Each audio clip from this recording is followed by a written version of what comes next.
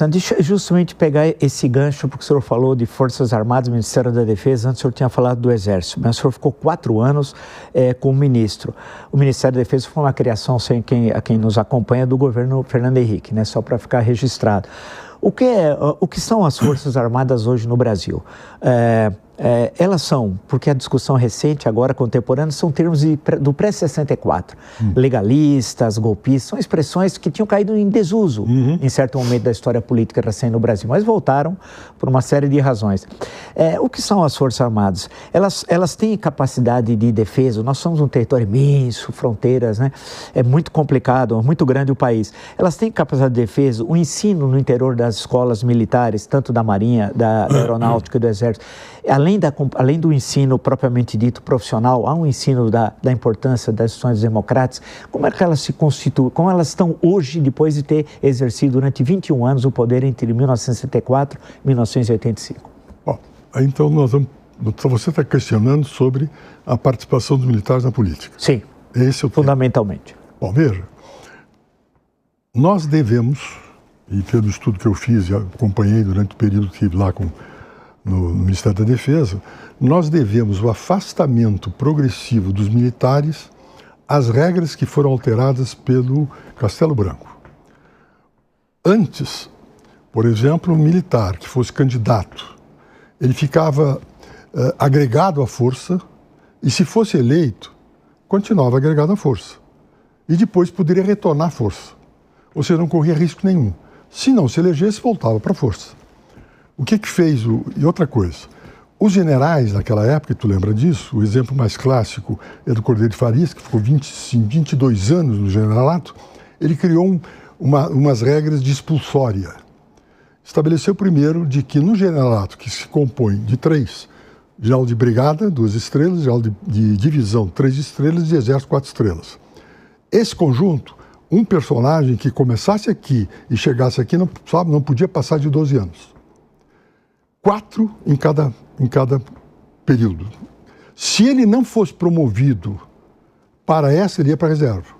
E cada uma dessas 3 conjuntos tinha uma mudança de uma quarta parte, uma renovação de uma quarta parte por ano.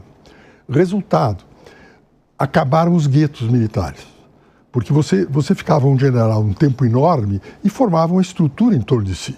Lembre-se, por exemplo, o que aconteceu quando terminava o governo Castelo Branco e houve aquilo que chamasse o golpe dos coronéis, organizado pelo Costa e Silva. Sim. Porque, na verdade, pelo menos a história conta, de que o Castelo queria entregar isso para um civil. Se falava, inclusive, no Bilac Pinto. Tinha mandado o Bilac Pinto para a Europa para ser embaixador e ficar fora da briga, etc. Mas aí deu o prosseguimento.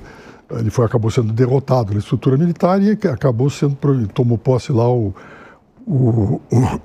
Costa e Silva. O Castelo tentou isto. Ou seja, ali, a partir daquele momento, ou seja, não os que estavam lá, claro, mas os que começaram a se formar já sobre essas regras, começaram a voltar ao profissionalismo. E depois, lembre-se que quando assumiu o Sarney, e que Figueiredo não quis tanto ir à faixa, etc. e tal, o que fez o Sarney? O Sarney fez um trabalho extraordinário de fazer o retorno dos militares aos quartéis. E aí criou-se projetos que davam, digamos, dimensão aos militares. Criou-se o projeto Calha Norte, lembra-se disso? Lembro, claro. Para a proteção da Amazônia. Então entregou-se os militares, vamos proteger a Amazônia, que é um grande símbolo para os militares da Amazônia, digamos, a autonomia brasileira da Amazônia. Estabeleceu regras que possibilitaram o trabalho, criou programas, começamos o programa de energia nuclear, etc, etc. Isso tudo tiraram os militares da política e desapareceu. Quem fez um trabalho extraordinário nesse conjunto foi o Leônidas Pires Gonçalves, que era ministro da época, ministro do Exército, porque passaram a ser comandantes depois com a mudança feita por Fernando Henrique. Mas hoje, nós temos uma prova objetiva da legalidade. Eles intervieram na... Não. Então, Ou seja, o legalismo deles é impressionante. Eu convivi muito, aprendi muito com eles. Porque, na verdade, quando eu fui para o Ministério da Defesa, eu não fui por causa dos militares, eu fui porque tem aquele negócio de crise aérea, e o Ministério da Defesa que cuidava da Infraero, ANAC, etc. E teve aqueles acidentes. Quando houve o acidente da TAM, eu acabei aceitando ir. E fui para lá para isso. Eu não entendia nada daquilo. Porque, inclusive, eu não servia. Eu fiquei naqueles excessos contingentes. E eu resolvi estudar. Estudei muito naquele período. Por incrível que pareça, não vai acreditar nisso. Eu cheguei a ler a Guerra do Peloponeso do Tucídides para entender os mecanismos todos. E devo muito, em termos de conhecimento desses assuntos, a dois personagens. Um é o Serras, que foi ministro de Felipe González. E o Fernando Henrique é que mandou um livro dele, Transição Militar, extraordinário. Qual foi o trabalho que fizeram na Espanha com o governo socialista.